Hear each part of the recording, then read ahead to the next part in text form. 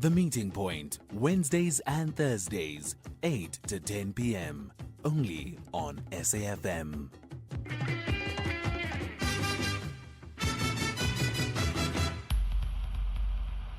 Koketso Sachane on SAFM.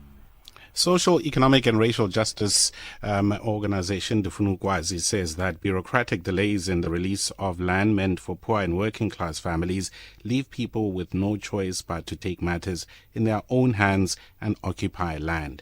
Cabinet in 2024 approved the release of state-owned land in the Western Cape following a call from communities in the province as well as in Gauteng and KwaZulu-Natal to donate parcels of vacant and underutilized land.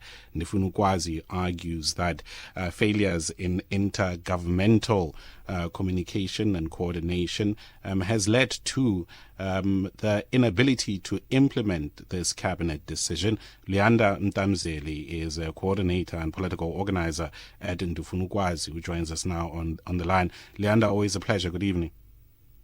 Thank you for having me, and good evening to the listeners. I want to take just a couple of steps back, Leanda, in understanding this matter, and I did briefly touch on the history of this, but maybe if we can go back to that cabinet decision last year and what it meant, what was it meant to do before we get to how it's not happening. So let me maybe take you back 2023. That's when communities in Western Cape, communities in Gauteng province, and communities as well in KwaZulu-Natal, who applied for a donation of land using State Land Disposal Act of 1961.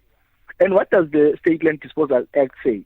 It says that the President and the Minister of Public Works got powers to actually donate land directly to the communities. And this particular act was used during apartheid, right? So now communities that are in the risk of being evicted, do not have a security of tenure where they are currently staying. They've then said, look, let's apply for donation of land using State Land Disposal Act. And in 29 August 2023, communities, more than 40 communities, marched to the president's presidential home in Rondebosch to submit this application. And what took place then was that there was an instruction from the president instructing both the minister of Public Works and the Minister of Human Settlement, then who was Minister Zikalala, and Minister Kupai. And the president instructed them to form an interministerial task team that will deal with these applications. And what we have seen was that there was a first meeting of the interministerial task team before the GNU. And what took place was that post the GNU, where we saw the minister at Ian Macpherson taking lead into the Department of Public Works, what we have seen was that the Department of Public Works did not want to participate into this process. Remember, this process was already started, and already this process was the process that already had plans in terms of what are the next steps that will take place. And also to touch on those next steps, one of the next steps that was going to be taken was that to form a steering committee that will also part of the steering committee will be the community leadership that have applied for these pieces of land. But what we have seen was that we have seen post GNU, we have seen the Department of Public Works not coming into party, not wanting to continue with this process, and we have also, because in this process as well, after communities have been donated of land, there has to be services that are provided in these areas, right? Mm-hmm. So it means that the provincial government and the municipalities must come on board as well, because the municipalities have got a constitutional obligation to provide these basic services, right, to the communities. Now, what we are currently seeing, particularly in Western Cape, we are seeing that the Western Cape provincial government not wanting to come into party and participate in the process, and also the city of Cape Town not wanting to come and participate into the party. Now, the question then is this: when communities are occupying, you are calling them criminals, right? When and remember that also it's communities even before the occupations, even I can take you there, even before the occupations, communities, particularly black and colored communities, have been crying, particularly in the Western Cape, have been crying for the land to be released, because where people are currently staying are overcrowded. Yeah, Leander, let's pause there for a second. We're in conversation with Leander Damzeli, who is a coordinator and political organizer at Ndufunu Kwazi. I wanna come back to what's happening in the Western Cape, right? Because I think it's a very important kind of province to highlight as to what is going on. But just to go back to the history of this, is that decision taken by cabinet to dispose of this land, it was on the back of the calls from communities in the Western Cape, Gauteng, and in KwaZulu-Natal. You've pointed out what is particularly happening in the Western Cape. What's the status of this particular issue in Gauteng and in KwaZulu-Natal? So currently there is no pushback from other provinces. The only issue that the Housing Development Agency is currently facing, HDA, is with the Western Cape province. So in other provinces, we are not finding any issues of other spheres of government not wanting to participate, into the process. But when you come here, it's an issue, and this is again concerning, because Cape Town is still one of the most cities that are specially segregated. I want to stay before we get to Cape Town, and there's a reason for this, Leander. Again, you mentioned that an interministerial committee was set up. So this is 3 spheres of government that are involved in this, whether we're talking Western Cape, Gauteng, or KwaZulu-Natal, right? And you've also pointed out that there's a change in attitude, if one can describe it as such.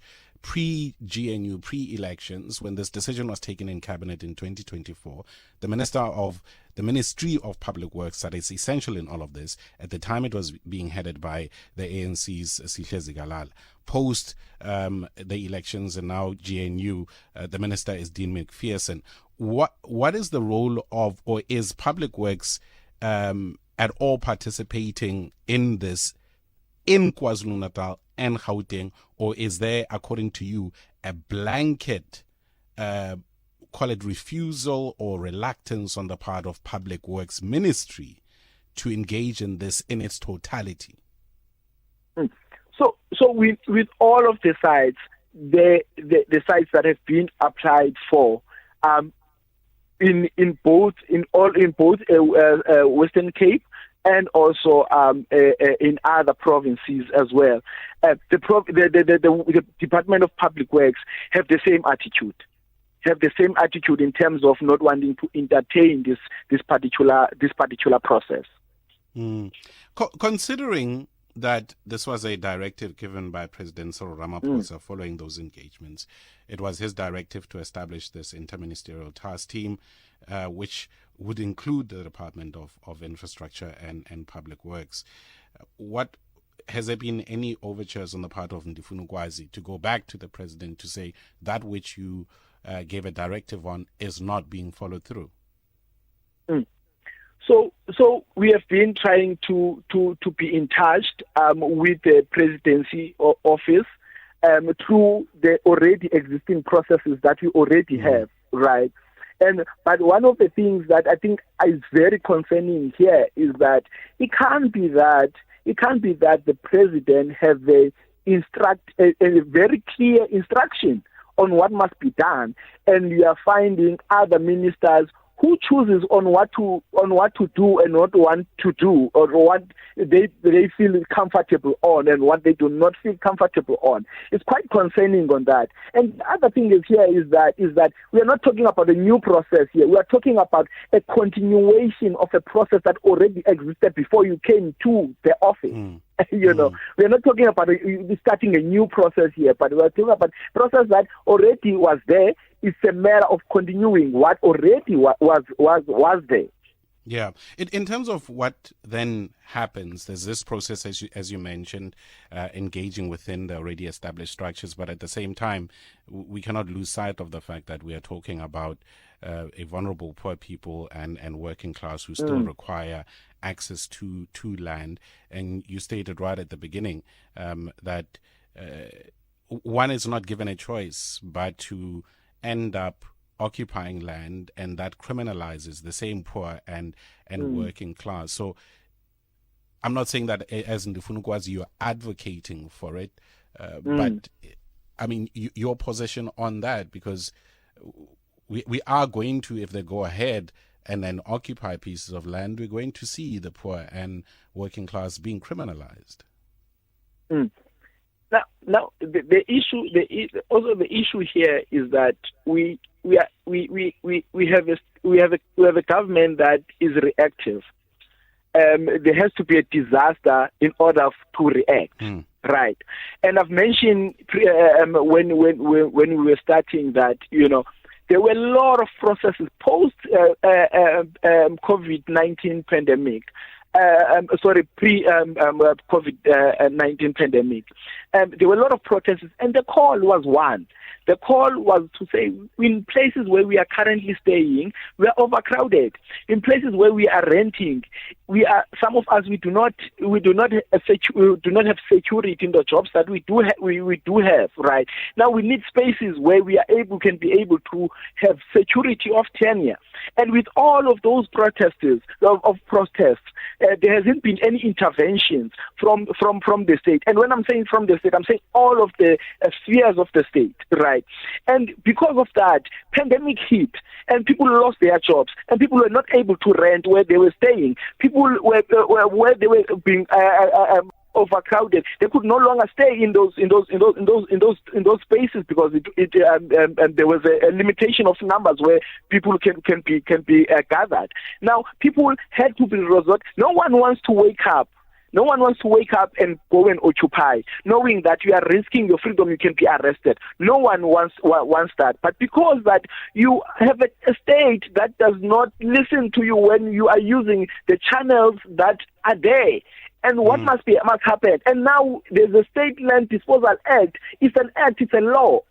And you're having a particular minister, you're having a particular departments and spheres of government who do not want to come and engage, who do not want to come and listen to the communities. But you are using, the law that is there, And then the question then is that what must poor working class communities must do to be listened to, what they must do to be heard by the people that have elected in those particular offices. Yeah. Pilani, let's leave it at that. Leander, sorry, let's leave it at that, my brother. And of course, this is a story that we will continue to follow. Leander Mdamzeli there is a coordinator and political organizer at Ndifunukwazi. And that is the question, right? If systems are in place, if directives have been given by the president, and there is no shift, what is it that one expects people to do? What else must happen? And one is reminded once again, whether it is on this particular issue of land, or even to go back to what has been the discussion around budget and VAT and the back and forth around it.